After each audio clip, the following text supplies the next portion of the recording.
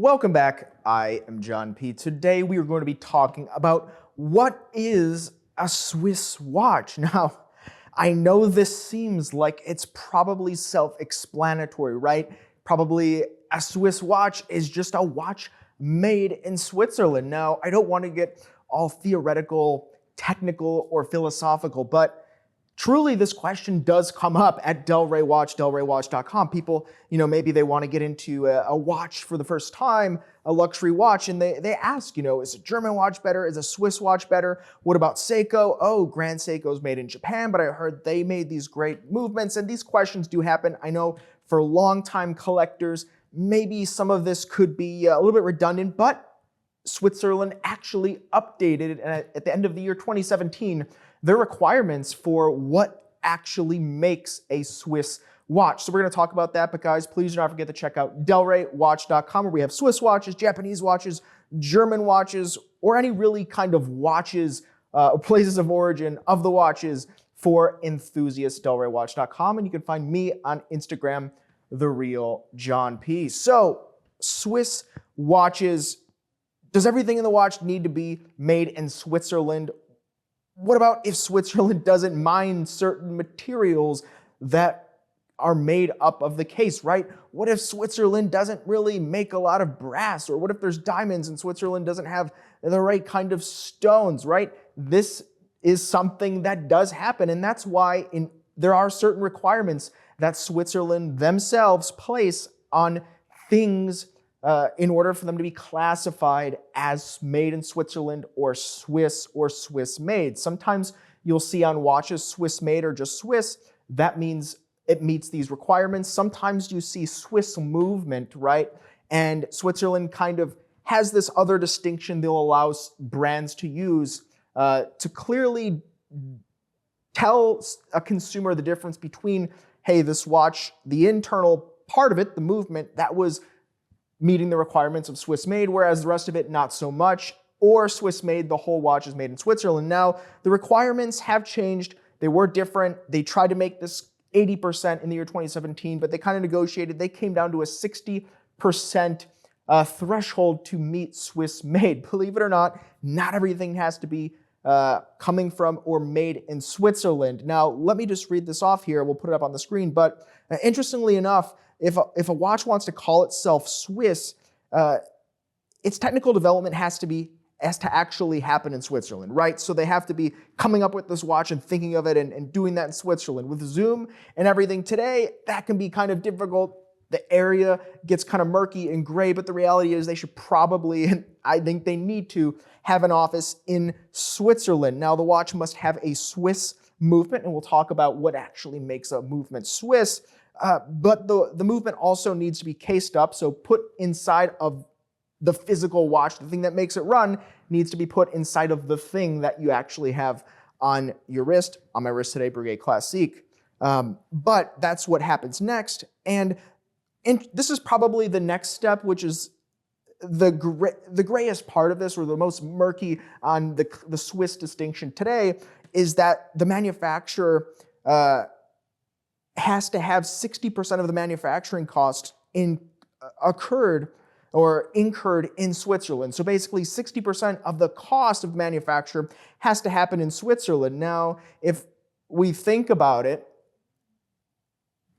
there's such a disparity in production costs and labor costs and costs of everything in Switzerland compared to a place like China, right? Everything's, at least for the time being, is much less in China. And so, we're not talking about 60% of the steps of the processes or 60% of the parts. We're talking about 60% of the cost, right? So, one tiny little thing that happens in the production of a watch in Switzerland, it could be simple as putting in a screw, could cost, maybe 10, 15 times as much as putting in a screw may over in certain parts of the world. So that's something to keep in mind. And as costs, if the disparity keeps increasing, like it seemingly has, then that could really allow manufacturers to take advantage of that Swiss distinction. Now, rolling on, what about the Swiss movement, right? Like, what is making the movement Swiss? Is it the components? Is it Is it, the mining of the raw materials used in the movements? Well, not so much. Basically, a movement of a watch is Swiss, and it's meeting requirements if the technical development's carried out in Switzerland, right? So, they're using the blueprints, the schematics, these things, making the modifications to the design that happens in Switzerland. But also it's been assembled in Switzerland, right? So they're putting together the parts of these movements in Switzerland. And then it's been inspected by people in Switzerland, right? So after they put together the movement, the watchmakers or the assemblers inspect the watches, or maybe they even use machines and robots in certain cases. But nonetheless, that happens in Switzerland. And then next, the constituent parts. So the pieces of the movement are made in Switzerland, but it excludes the cost of assembling those parts, and it represents at least 50% of the value of the constituent parts, and 60% of the manufacturing costs are incurred in Switzerland. So once again, we get this, 50 to 60% of the value or the costs need to be happening in Switzerland. So I guess you can see here that there really is, this kind of gray area, especially when it comes down to the determining whether or not a watch and the movement are Swiss, based on kind of the proportions of where the costs are and the values, and not so much the number of processes, right? And when we look at this, does this even matter, right? I think a decade ago, people would say, you need to have a Swiss watch, you need to have a Swiss watch. Even today, those outside of the watch collecting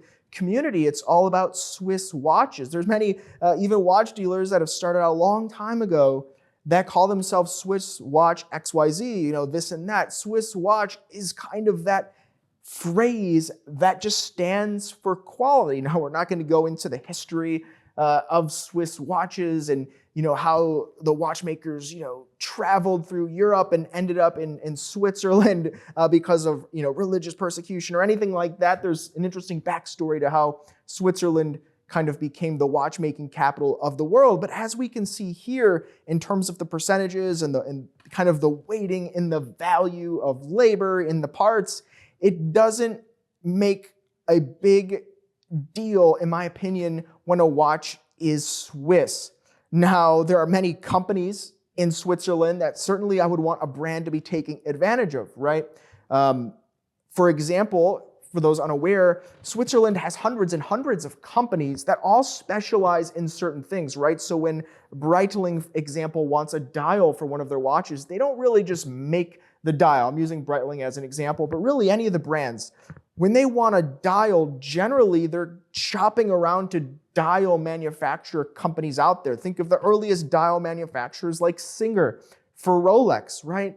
They have dozens of just dial manufacturers and dial design companies, and companies that do just the indices, and companies that design very specific pieces of the watches, the straps, and they specialize in producing these things. And then we have little workshops that only create complications, and then companies will take these complications and they'll slap them in a watch in the form of a module, and then now all of a sudden they have a GMT watch or a tourbillon watch, and that's kind of how it goes. So, these companies are sharing a lot of resources that have been developed over hundreds of years in the country or nation of Switzerland. So I think there's a lot of great parts and a lot of ways that they can take advantage of the people and things that are really the foundation that is long withstanding in Switzerland. But having that Swiss distinction and making sure that you meet this kind of gray 60% of the value, and how much are you paying for this? It all depends on so many factors and changing in the world, where I just don't think that it matters. It's nice. It at least gives you some baseline standard. But when you have companies like Grand Seiko producing phenomenal masterpieces in some cases with watches of retail prices north of $100,000, just phenomenal works of art, and coming out of places in the world that maybe 100 years ago you never would have imagined a quality timekeeping device coming out of. That's just kind of the stereotype out there. That is really showing that it doesn't matter that much what country it says on the dial, just so long as we know watches, we study, we're enthusiasts, we look, we see, and we talk with other watch collectors and we see what kind of the best brands are in terms of producing high quality watches. That really matters more than the company that it comes from, because the reality is you could buy a Swiss watch that kind of, fudged a little bit with some of this and the production values, and maybe they have an office in this remote town in Switzerland and they put Swiss on the dial, and that happens sometimes, right? It's more of a marketing company. I'm not going to say which brands, but that does happen. And so I would rather have a quality watch being produced solely in Asia, like something like a Seiko, than a questionable brand with maybe not actually meeting that requirements the way that they were intended, because in reality, we're looking at the quality of the watch and not just meeting some requirements or trying to make a case for meeting these requirements when maybe it actually doesn't. So, there's other countries that also have requirements. Germany's kind of developed this with companies such as Lange Söhne and others, Nomos popping up in the country, and I believe Germany's working on some standards for meeting this threshold, but I think we should look at what really makes a quality watch and not necessarily what stamp of country is on the dial. What do you guys think? I would love to see it and hear it in the comments below. Please do not forget to thumbs up, like, and subscribe. I really do appreciate it. You can find me on Instagram, TheRealJohnP, as well as do not forget to check out DelReyWatch.com, where we have Swiss watches, Japanese watches, some German watches. We'll take a watch from any country in, just so long as enthusiasts like it, it's quality, and we know that you'll love and enjoy it. Guys, we'll see you next time. You've been chatting with John P.